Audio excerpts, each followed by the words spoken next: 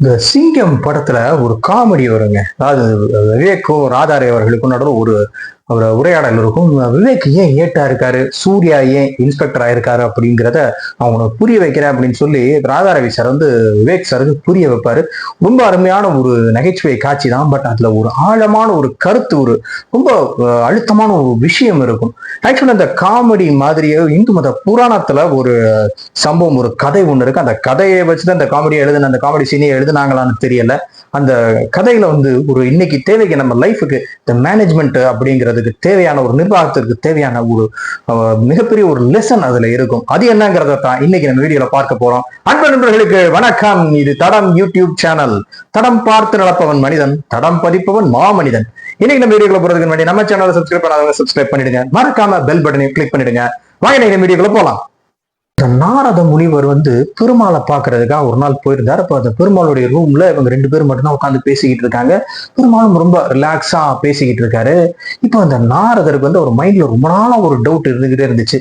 இப்படாவது ஒரு சான்ஸ் கிடைக்கும் போது மகாவிஷ்ணு கிட்ட பத்தி கேட்கணும் அப்படின்னு நினைச்சுக்கிட்டே இருந்தாரு. இன்னைக்கு தான் அதுக்கு சரியான சான்ஸ். அவரும் ஒரு நல்ல மூட்ல இருக்காரு. எப்படியாவது நம்மளோட அந்த ரொம்ப நாள் டவுட்டை இன்னைக்கு மகாவிஷ்ணு கிட்ட கேட்டு கிளியர் பண்ணிடணும் அப்படின்னு நினைச்சு மெல்ல தயங்கி தயங்கி அவர்கிட்ட கேட்கிறாரு. சாமி, எனக்கு இந்த மாதிரி ரொம்ப நாளா ஒரு சந்தேகம். அதாவது உங்களுடைய கோயில்கள் எல்லாத்துலயும் உங்க சந்நிதிக்கு முன்னாடி கருடாழ்வார் உண்டு அப்படிங்கிற அந்த கருடனோட சந்நிதி தான் இருக்கு. ஏன் அப்படி இருக்கு? நான் தானே உங்க பேரை வந்து மூச்சுக்கு 300 தடவை சொல்லிக்கிட்டே இருக்கேன். ஒவ்வொரு நாளும் உங்க பேரை நான் எத்தனை தடவை சொல்றேன். என்னுடைய சந்நிதி தானே உங்க சந்நிதி வாசல்ல இருக்கணும். ஏன் கருடனுடைய சன்னதி இருக்கு அப்படின்னு தான் மனசுல இருந்த ரொம்ப நாளா இருந்த சந்தேகத்தை கேட்டாலாம். இன்னைக்கு கருடன் வேற இல்ல, இதுதான் நமக்கு சரியான சயம், கரெக்டான டைம் அப்படின்னு சொல்லி நாரதர் வந்து மகாவிஷ்ணுகிட்ட அந்த டவுட்டை கேட்கிறாரு. நாரதர் இந்த கேள்வியை கேட்டோடனே சரி, நாரதருக்கு இந்த கேள்விக்கு பதில சொல்லிடலாம் அப்படின்னு அவரை பார்த்து சிரிச்சுக்கிட்டே அந்த மகாவிஷ்ணு வந்து வாயை துறக்கும் போது வந்து ரூம் வாசல டவால்னு ஒரு பயங்கரமான சவுண்டு. உடனே ஒரு நாரதர், அந்த மகாவிஷ்ணு வந்து நாரதரை பார்த்துட்டு வெளியே சத்தம் கிட்டது, என்னன்னு போய் பார்த்துட்டு வாங்க அப்படின்றாரு.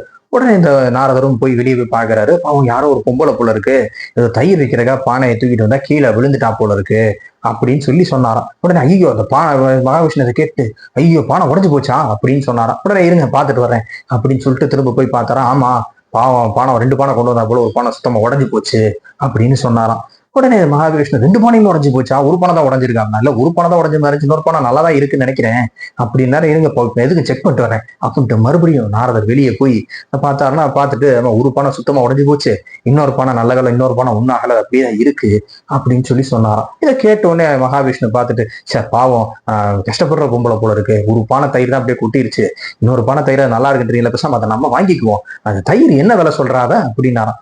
இதை முதல்ல சொல்ல மாட்டீங்களா? நம்ம வந்து இருங்க நான் போய் கேட்டு வரேன் அப்படின்ட்டு போய் தயிரோட விலையை போய் கேட்டுட்டு வந்து நாரதர் சொல்றாரு. பெருமாள் அதை பார்த்து நாரதர் வந்து கேட்டு வந்து சொல்லும் போது, அவ ஒரு பானை தயிருக்கு 2 பானை வேலை சொல்றா, உடஞ்சு போன பானைக்கான லாசி நம்ம தலையில கட்ட பாக்குறா அப்படின்னு இப்படி நாரதரும் மகாவிஷ்ணுவும் பேசிக்கிட்டு இருக்கிறப்பவே அந்த இடத்துக்கு கருடன் வந்துட்டார். இந்த கருடன் வந்த உடனே பெருமாள் வந்து கருடனை பார்த்து, கருடா, நாங்க பேசிக்கிட்டு இருக்கும்போது வெளியே ஏதோ டமால்னு சத்தம் கேட்டுச்சு, நீ போய் வெளியே என்ன ஏதுன்னு பார்த்துட்டு வா அப்படின்னு சொல்லி அனுப்புனாராம். இந்த கருடன் அந்த பக்கம் போன உடனே நாரதரை பார்த்துட்டு, நீங்க கேட்ட கேள்விக்கான பதில் இப்போ உங்களுக்கு கிடைக்கும் பாருங்க அப்படின்னு சொன்னாராம். இந்த கருடனும் வெளியே போயிட்டு ஒரு 5-10 நிமிஷம் கழிச்சு வந்து சொன்னாராம்.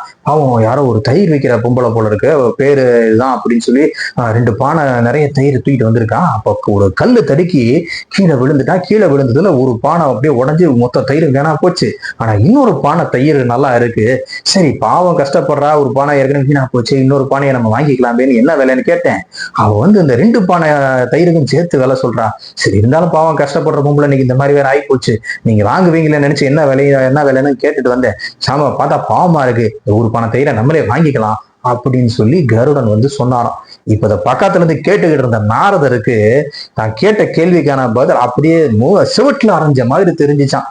ஏன் கருடனை பெருமாள் வந்து இப்படி உட்கார வச்சிருக்காரு அப்படிங்கிற பதிலு அவர் ஒரு வார்த்தை பெருமாள் வாயை துறக்காம நேரடியா புரிஞ்சு போச்சான்னு நாரதருக்கு. இப்போ இந்த கடவுள் இருக்கா இல்லையா, இந்த இதெல்லாம் உண்மையா, இந்த கதையெல்லாம் உண்மையா கற்பனையா, அந்த இதெல்லாம் விட்டுருங்க. இதுல சொல்ல வர்ற மெசேஜ் என்ன? நம்ம ஒரு கம்பெனி அப்படின்னு நம்ம நடத்தணும் அப்படின்னா நமக்கான ஸ்டாஃபை எப்படிப்பட்ட ஸ்டாஃபை செலக்ட் பண்ணணும் அப்படிங்கிறத சொல்லக்கூடிய ஒரு அருமையான கதை தான் இந்த கதை.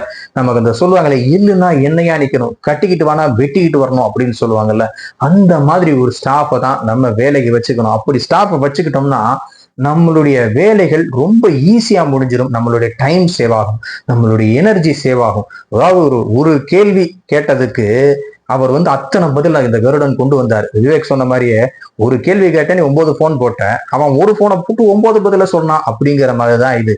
நாம ஒரு வரி சொன்னோம், ஒரு வார்த்தை சொன்னோம்னா அதுக்கு அடுத்து நம்ம என்ன சொல்லுவோம், என்ன எதிர்பார்ப்போம் அப்படிங்கிறத புரிஞ்சுக்கிட்டு அந்த வேலையை முடிக்கக்கூடிய ஸ்டாஃப் இருந்தா நம்மளுடைய ஆபரேஷன்ஸ் எல்லாமே சக்சஸ் ஆகும், நம்மளுடைய லைஃப் சக்சஸ்ஃபுல்லா இருக்கும். அதனால எப்படிப்பட்ட ஸ்டாஃபை நம்ம செலக்ட் பண்ணி வச்சுக்கணும், அவங்களுடைய ஆட்டிடியூட் எப்படிப்பட்டதாக இருக்கணும், அவங்களுடைய டேலண்ட் எப்படிப்பட்டதாக இருக்கணும் அப்படிங்கிறத உணர்த்தக்கூடிய ரொம்ப ஒரு அழகான கதை தான் இந்த கதை.